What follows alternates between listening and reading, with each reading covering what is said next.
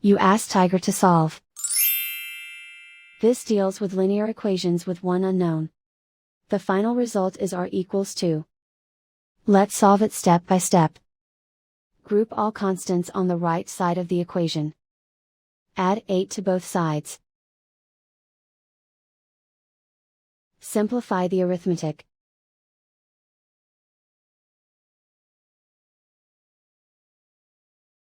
Isolate the r. Divide both sides by 4. Simplify the fraction. Find the greatest common factor of the numerator and denominator.